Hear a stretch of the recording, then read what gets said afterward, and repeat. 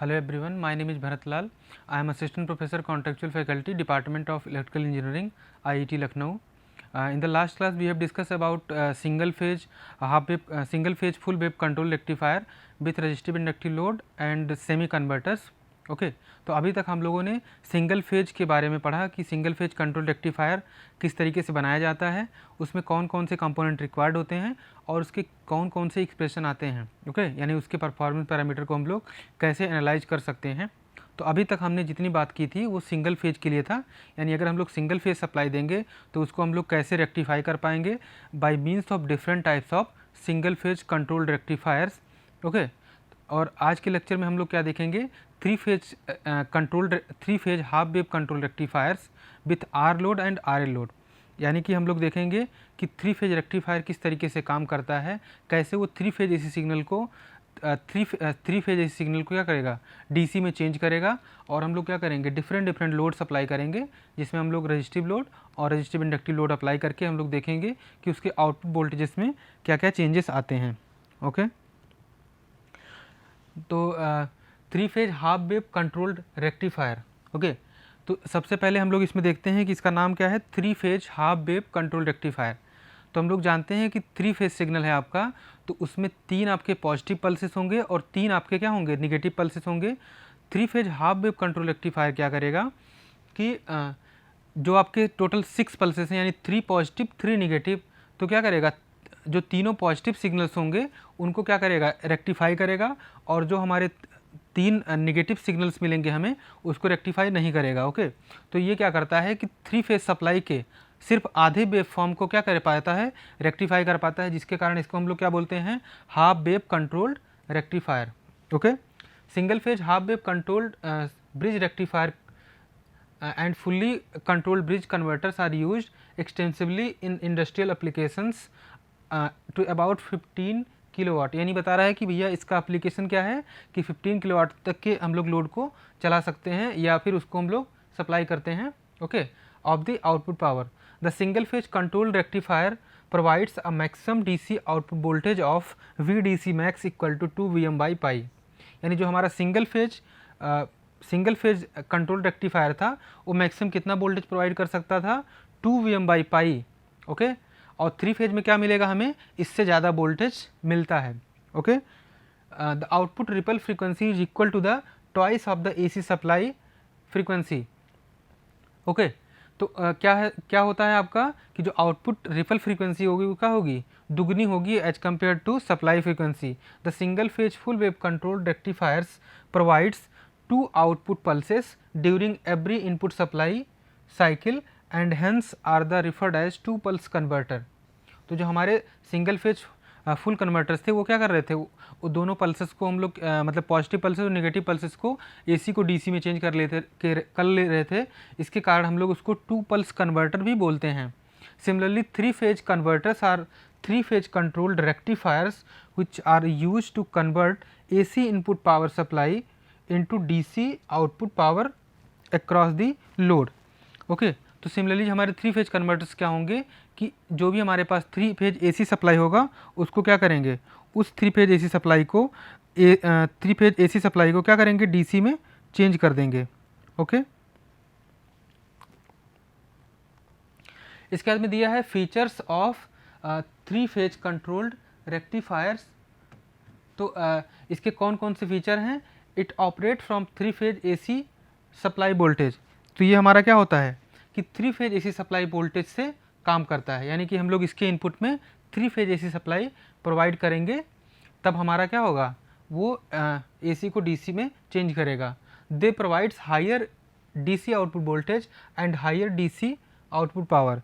तो यहाँ पे हमें क्या मिलेगा कि हायर डीसी आउटपुट वोल्टेज भी मिलता है और हायर डीसी आउटपुट पावर भी मिलता है। ओके तो as compare to single phase यहाँ पे हमें हायर डीसी आउटपुट वोल्टेज और हायर डीसी पावर क्या मिलेगा, हमें इसमें मिलता है। Next point is higher output voltage ripple frequency. Okay जो हमारा आउटपुट वोल्टेज होगा उसकी रिपल फ्रीक्वेंसी भी क्या होती है, ज़्यादा मिलती है हमें यहाँ पे। Filtering requirements are simplified for smoothing out load voltage and load current. तो यहाँ पे जो फिल्टरिंग की रिक्वायरमेंट होती है वो क्या होती है, सिंप्लीफाई हो जाती है और हम लोग ईजिली करंट को और वोल्टेज को क्या कर पाते हैं, उसको ईजिली स्मूथ कर पाते हैं, या फिर उसमें जो रिपल होते हैं उनको हम लोग कम कर पाते हैं। Okay, 3 phase controlled rectifiers are extensively used in high power variable speed industrial DC drives. तो हम लोग 3 फेज कंट्रोल रेक्टिफायर्स को power variable speed industrial DC drives में भी क्या करते हैं, यूज करते हैं। तो ये इसके कुछ क्या हैं, इम्पॉर्टेंट फीचर्स हैं।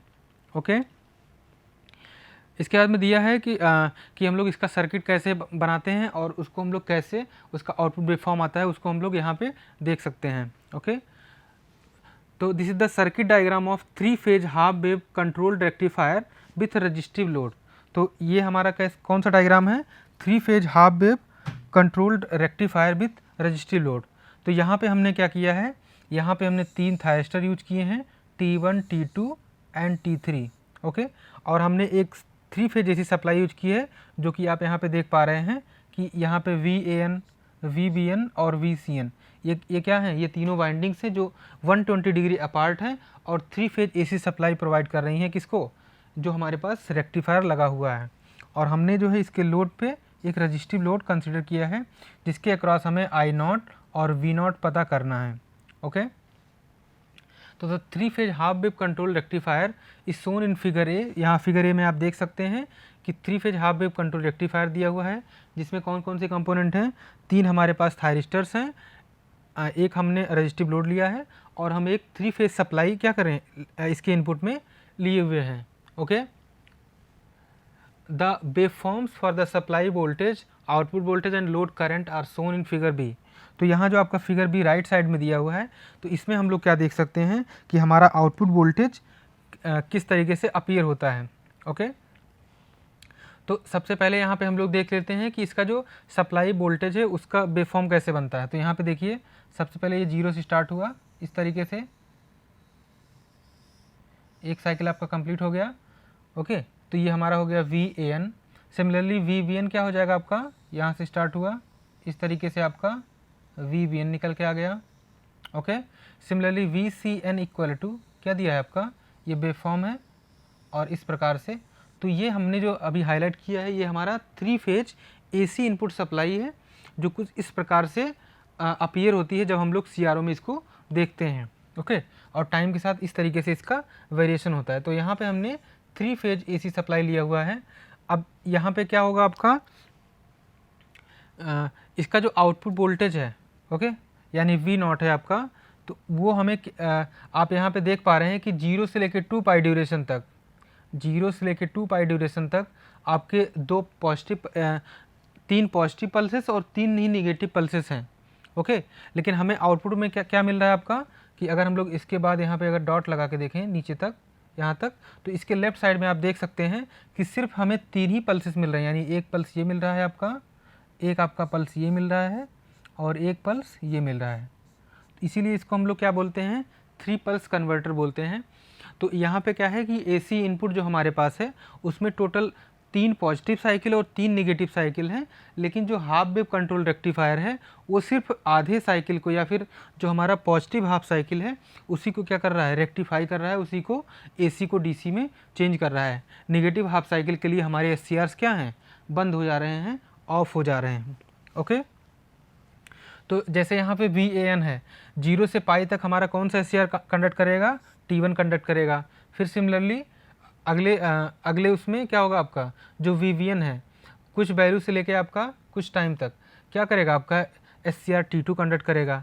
फिर इसके बाद में साइमल्टेनियसली जो तीसरा SCR होगा वो भी आगे फिर कंडक्ट करेगा। इस तरीके से तीनों SCR बारी बारी से कंडक्ट करते हैं और तीनों क्या करते हैं, 3 पल्सेस को क्रिएट करते हैं और कुछ इस प्रकार से हमें दिखाई देता है। ओके, तो इसको हम लोग 3 पल्स कन्वर्टर भी बोलते हैं। ओके, सिमिलरली अगर हमने एवरेज आउटपुट वोल्टेज निकाल लिया, तो एवरेज आउटपुट करंट क्या हो जाएगा आपका, average output voltage upon average output voltage upon resistance, जिसके कारण हमारा जो है IDC की वैल्यू क्या होगी, सेम वेवफॉर्म उसी तरीके से मिलेगा, लेकिन उसका magnitude as compare to output voltage क्या हो जाएगा, छोटा हो जाएगा, कम हो जाएगा। ओके, इसके बाद में हम लोग यहाँ पे थायरिस्टर के थ्रू हम लोग यहाँ पे एक सिंपल सा दिखाए हैं कि IT1 के क्रॉस में कब वोल्टेज अपीयर होगा। तो यहाँ पे देख पा रहे हैं कि पाई/2 प्लस अल्फ़ा से लेके आपका पाई तक, यानी SCR जब तक आपका ऑफ है उस टाइम क्या होगा, जो भी इनपुट वोल्टेज होगा वो SCR के क्रॉस में अपीयर होगा, वहाँ पे दिखाई देगा। Okay, for a purely resistive load where the load inductance is zero, जब हमारा लोड इंडक्टेंस जीरो है, the triggering angle alpha is greater than 30 degree, the load current appears as discontinuous load current and each thyristor is naturally commutated when the polarity of the corresponding phase supply voltage reverses। मतलब ये बता रहा है आपका कि जो हमारा triggering angle alpha है वो 30 डिग्री से ज़्यादा होना चाहिए, और जब हमारा SCR के अक्रॉस में पॉजिटिव वोल्टेज अप्लाई होगा और गेट सिग्नल प्रोवाइड होगा तब आपका SCR बारी बारी से काम करेगा और 3 पॉजिटिव पल्सेस को क्या करेगा, AC को DC में चेंज करेगा, और नेगेटिव हाफ साइकिल के लिए क्या होगा, आपका SCRs ऑटोमेटिकली ऑफ हो जाएंगे, रिवर्स बायस हो जाएंगे। ओके, और हमें कोई भी आउटपुट वोल्टेज अपीयर नहीं होगा। तो इस तरीके से इसको हम लोग क्या बोलते हैं, 3 पल्स कन्वर्टर बोलते हैं। The frequency of output ripple frequency for a 3 phase half wave converter is 3fs, यानी कि जो इसका आउटपुट फ्रीक्वेंसी होगा वो कितना होता है, 3 टाइम्स सप्लाई फ्रीक्वेंसी। ओके, यहाँ पे fs जो है आपका क्या है, supply frequency, where fs is the input supply frequency. इसके बाद में है आपका analytical properties of output voltage waveforms of 3 phase half wave control rectifier. तो जैसे हमने सिंगल फेज के लिए हमने एनालाइज किया कि average output voltage, RMS output voltage, average output current, RMS output current हम लोग कैसे कैलकुलेट करते हैं, वैसे ही हम लोग क्या कर सकते हैं 3 फेज के लिए भी बारी बारी से इसको देख सकते हैं कि किस तरीके से इसका average output voltage, RMS output voltage, average output current, RMS output current, इसके अलावा भी और सारे परफॉर्मेंस पैरामीटर को हम लोग कैसे एनालाइज कर सकते हैं उसको हम लोग यहाँ पे देख सकते हैं। ओके, तो चूँकि हमारा जो SCR है वो क्या हो रहा है, वो सिर्फ एक आधे साइकिल ये कंडक्ट करेगा, इसलिए हमने यहाँ पे जो ड्यूरेशन लिया है वो कितना लिया है, 2π/3। 2π/3 कितना हो जाएगा आपका 360, दैट मीन 120 डिग्री। तो 120 डिग्री के लिए आपका SCR कंडक्ट होगा, इसलिए हमने जो है या फिर हमारा 120 डिग्री के लिए एक SCR रिस्पॉन्सिबल होगा, इसलिए हमने क्या किया है, उसका टाइम पीरियड कितना लिखा है 1/T, दैट इज़ 2π/3। कहाँ से कहाँ तक वेव फॉर्म आ रहा था आपका, यहाँ देखिए π/6 से लेके आपका π/6 30 प्लस अल्फ़ा से लेके पाई तक। ओके, तो ये हम लोग देख सकते हैं यहाँ पे। ओके, तो इसलिए हमने यहाँ पे कहाँ से कहाँ तक इंटीग्रेट किया कि 30 plus alpha up to 180 degree Vm sin omega T D omega T. इसको जब हम लोग सॉल्व करेंगे तो क्या एक्सप्रेशन निकल के आएगा आपका, इसका निकल के आएगा आप एक्सप्रेशन कि 3Vm/2π 1 plus cos alpha plus 30 degree. तो ये इंपॉर्टेंट एक्सप्रेशन आपका निकल के आता है 3 फेज के लिए DC average output voltage. Similarly the load current IDC is given by VDC/R। तो IDC हम लोग कैसे निकाल सकते हैं, VDC/R करेंगे तो यहाँ पे क्या हो जाएगा 3Vm/2πr 1 plus cos alpha plus 30 degree. तो इस तरीके से हम लोग इसके वेवफॉर्म को एनालाइज करके VDC और IDC को कैलकुलेट कर सकते हैं। Okay, in case of resistive load each thyristor ceases to conduct as soon as its anode voltage goes negative। मतलब कह रहा है कि जब तक SCR के क्रॉस में पॉजिटिव वोल्टेज होगा तब तक आपका SCR कंडक्ट करेगा, और जैसे ही इसके क्रॉस निगेटिव वोल्टेज आएगा वैसे ही आपका SCR क्या हो जाएगा, टर्न ऑफ हो जाएगा, बंद हो जाएगा। Okay,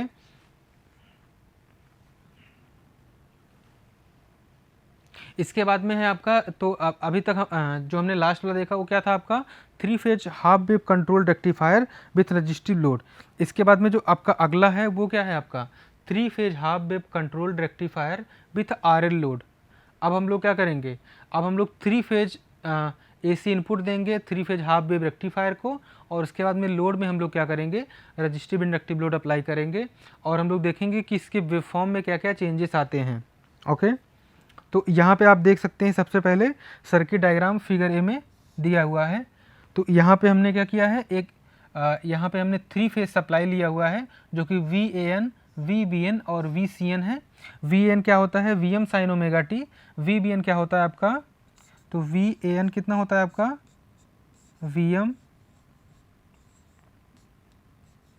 sign omega T. V B N कितना होगा आपका, V M sine omega T minus 120 degree, क्योंकि ये जो तीनों फेज होंगे वो 120 डिग्री क्या होते हैं, अपार्ट होते हैं, इसके कारण 120 डिग्री का फेज डिफरेंस आता है। सिमिलरली वी सी एन क्या होगा आपका, V C N is V M sine omega T minus 240 degree. Okay, तो ये इसका क्या होता है, एक्सप्रेशन होता है कि जो हमारा वी एन है, वी वी एन है और वी सी एन है वो किस तरीके से उनका जो है इक्वेशन हम लोग कैसे लिखते हैं। तो जब हमने आर एल लोड अप्लाई किया है तो सर्किट डायग्राम सेम है, बस हमने इसके लोड के अक्रॉस क्या कर दिया है, आर लोड के कारण आर लोड की जगह पे हमने आर एल लोड अप्लाई किया, यानी कि रजिस्टिव इंडक्टिव लोड अप्लाई किया है। अब इसके वेवफॉर्म में क्या क्या चेंजेस आते हैं उसको हम लोग देखते हैं। ओके, तो सबसे पहले यहाँ पे देख रहे हैं कि यहाँ पे क्या है आपका सप्लाई वोल्टेज वी एस है, जिसमें आपका 3 फेजेस हैं, V A N, V B N और वी सी एन, कुछ इस प्रकार से अपीयर हो रहे हैं, जो कि हम लोग पिछले वाले वेवफॉर्म में देख चुके हैं। इसके बाद में क्या होगा आपका कि जब हम लोग एस सी आर को ऑन करेंगे, ओके, जब एस सी आर को ट्रिगर करेंगे तो उस समय हमारा आउटपुट वोल्टेज अपीयर होगा। इसके बाद में क्या होगा कि पॉजिटिव हाफ साइकिल में जब आपका एस सी आर कंडक्ट कर रहा है उस टाइम पे क्या होगा, जो भी इंडक्टर आपका लोड में प्रेजेंट है वो एनर्जी को स्टोर करेगा, और इसके बाद में क्या होगा कि कुछ और टाइम के लिए एस सी आर को फोर्सफुली कंडक्ट करवाएगा, और आउटपुट वोल्टेज हमारा कैसा आता है, निगेटिव में आता है, जो कि यहाँ पे दिखाई दे रहा है आपका। ठीक है, तो ये जो हाईलाइट कर रहे हैं आपको दिखाई दे रहा है, तो ये जो हमारा निगेटिव वोल्टेज आ रहा है ये सिर्फ inductance present in the circuit, inductance present होने के कारण ये हमारा जो वोल्टेज है वो क्या आ रहा है, निगेटिव आ रहा है, माइनस में आ रहा है। ओके, ठीक है, तो आर एल लोड जब हम लोग अप्लाई करते हैं तो मोस्टली क्या होता है आपका कि जो आउटपुट वोल्टेज होता है वो निगेटिव निगेटिव हो जाता है थोड़ा सा। इसके कारण क्या होता है, इसके कारण दिक्कत ये है कि जो हमारा एवरेज आउटपुट वोल्टेज है वो घट जाता है, कम हो जाता है। ओके, अब इसको हम लोग इम्प्रूव कैसे कर सकते हैं, तो इसको हम लोग इम्प्रूव कर सकते हैं by means of free wheeling diode. हम लोग क्या करेंगे, इस आर एल लोड के अक्रॉस में हम लोग क्या करेंगे, एक फ्री व्हीलिंग डायोड लगा देंगे। तो क्या करेगा ये फ्री व्हीलिंग डायोड, ये फ्री व्हीलिंग डायोड इस निगेटिव वोल्टेज को क्लिप कर देगा, बंद कर देगा। ओके, और करंट को भी क्या करेगा, कॉन्टिन्यूअस बनाए रखेगा। ओके, तो VDC के कारण जो हमारा IDC वोल्टेज जो हमारा V0 जैसे आया आपका, वैसे ही हमारा क्या आएगा, I0 आएगा। तो I0 क्या मिलेगा हमें, एक कांस्टेंट करंट मिलेगा। कांस्टेंट क्यों मिलेगा, क्योंकि क्या नाम है, ये 3 फेज सिग्नल है जिसको क्या कर पा रहा है ये, और हमने एक इंडक्टर यूज़ किया है, तो इंडक्टर की प्रॉपर्टी होती है कि करंट को कांस्टेंट बनाए रखना। तो इस इंडक्टर के कारण क्या होगा, हमारा जो आउटपुट करंट है वो एक कांस्टेंट करंट मिलेगा, जो इस प्रकार से यहाँ पे दिखाई दे रहा है। ओके, सिमिलरली हम लोग थायरिस्टर के अक्रॉस का क्या करंट फ्लो होगा, कब करंट फ्लो होगा उसको हम लोग देख सकते हैं। तो यहाँ से 30 प्लस अल्फ़ा से लेके यहाँ तक इतनी ड्यूरेशन तक क्या होगा आपका, एक पल्स हमें मिलेगा, जो ये बता रहा है कि जब एस आपका कंडक्ट कर रहा है उस टाइम पे आपका उसके थ्रू करंट फ्लो होगा। ओके, अब अगर हम लोग इसके एनालिसिस की बात करें तो जैसा हमने लास्ट केस में देखा कि आर लोड के लिए, वैसे ही हम लोग आर एल लोड के लिए भी एनालिसिस करते हैं। ओके, तो इसमें एवरेज आउटपुट वोल्टेज क्या निकल के आता है आपका, एवरेज आउटपुट वोल्टेज निकल के आता है 3√3 VM cos अल्फ़ा। ओके, वहाँ पे दूसरा एक्सप्रेशन था और यहाँ पे दूसरा एक्सप्रेशन निकल के आया आपका। ओके, सिमिलरली हम लोग average output voltage, average value of the load current हम लोग निकाल सकते हैं। IDC इक्वल टू क्या हो जाएगा, VDC बाई R। तो जो कि क्या, VDC आपका क्या था, 3√3 VM अपान 2 पाई cos अल्फ़ा, और इसको R से डिवाइड कर देंगे तो हमारा क्या निकल के आ जाएगा, हमारा निकल के आ जाएगा average output load current. Okay, the operation of the 3 phase half wave rectifier with different values of alpha is illustrated in figure.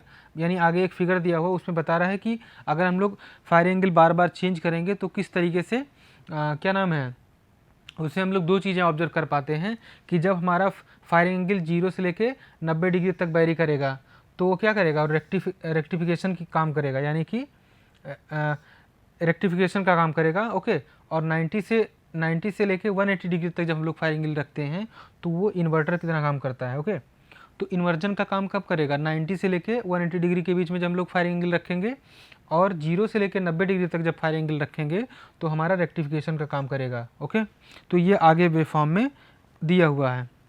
Okay,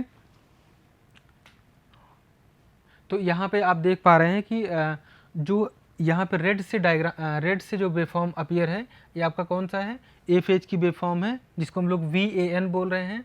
जो आपका ब्लू से रिप्रेजेंटेड है वो आपका VVN है, और जो आपका ब्लैक से रिप्रेजेंटेड है वो आपका क्या है, VCN है। ओके, तो इस तरीके से हमने 3 फेज इनपुट सप्लाई लिया हुआ है।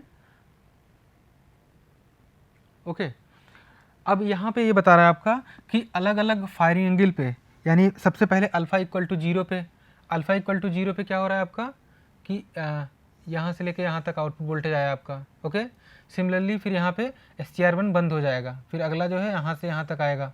ओके, फिर नेक्स्ट यहाँ से यहाँ तक। तो इस तरीके से ये आउटपुट वोल्टेज अपीयर कब होगा, जब आपका फायरिंग एंगल 0 होगा, यानी अल्फ़ा की वैल्यू 0 होगी तो हमें इस प्रकार से आउटपुट वोल्टेज दिखाई देता है। ओके, इसके बाद में कह रहा है कि if we change the firing angle alpha to 45 degree, अगर हम लोग अल्फ़ा को 45 डिग्री रखेंगे तब क्या दिखाई देगा, तब हमें दिखाई देता है इस प्रकार से। देखिए,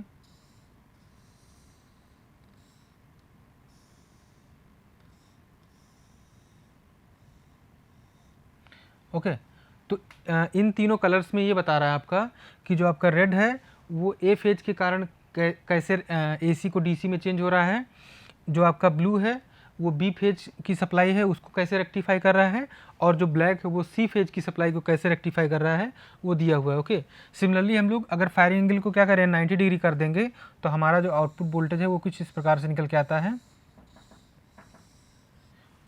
ओके, इस प्रकार से हमारा क्या आएगा, निकल के आता है जब हम लोग फायरिंग एंगल 90 डिग्री रख देते हैं। इसके बाद में अगला है आपका कि अगर हम लोग फायरिंग एंगल को 90 से ज़्यादा रख देंगे तो हमारा इन्वर्जन प्रोसेस की तरह काम करेगा। तो यहाँ पे हमारा आउटपुट वोल्टेज इस प्रकार से अपीयर होता है। ओके,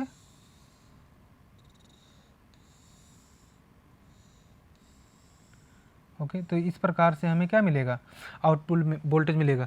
तो 90 के बाद आप क्या देख पा रहे हैं कि जो हमारा नेगेटिव कंपोनेंट या फिर नेगेटिव साइकिल में जो हमारा वोल्टेज है वो मिल रहा है, इसलिए हम लोग क्या बोल रहे हैं, इसको इन्वर्जन बोल रहे हैं। इन्वर्जन प्रोसेस मतलब कि पहले क्या हो रहा था कि वो रेक्टिफाई करके पॉजिटिव में ज़्यादा वोल्टेज और निगेटिव में कम वोल्टेज अपीयर हो रहा था, लेकिन अभी क्या हो रहा है कि निगेटिव में ज़्यादा अपीयर हो रहा है और पॉजिटिव में कम हो रहा है, जिसके कारण हम इसको क्या बोलते हैं, इन्वर्जन, या फिर इन्वर्ट हो गया। जो आउटपुट वोल्टेज आना चाहिए था उसका उल्टा आ रहा है, इसलिए हम लोग इसको क्या बोलते हैं, इन्वर्ट बोलते हैं। ओके, इसलिए दिया हुआ है कि इन्वर्टर का आउटपुट है। ओके, सिमिलरली हम लोग 180 डिग्री जब रख देंगे तो हमारा आउटपुट वोल्टेज कैसे निकल के आएगा, इस प्रकार से। ओके, पूरा का पूरा निगेटिव में आ जाएगा।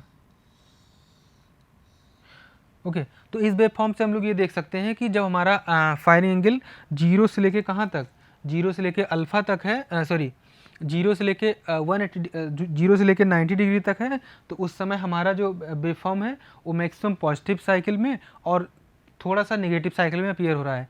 लेकिन जैसे ही हम लोग फायरिंग एंगल 90 के ऊपर जा रहे हैं वैसे ही हमारा क्या हो जा रहा है, जो वेव फॉर्म है वो निगेटिव में ज़्यादा और पॉजिटिव में कम अपीयर हो रहा है। ओके, तो इसमें हम लोग क्या क्या इंपॉर्टेंट चीज़ है जो कि नोट करके दिया हुआ है कि the mean output voltage is 0 for alpha equal to π/2, यानी कि अल्फ़ा इक्वल टू π/2 यानी 90 डिग्री के लिए जो मीन आउटपुट वोल्टेज है वो क्या आता है, 0 निकल के आता है। ये इंपॉर्टेंट चीज़ याद रखना है।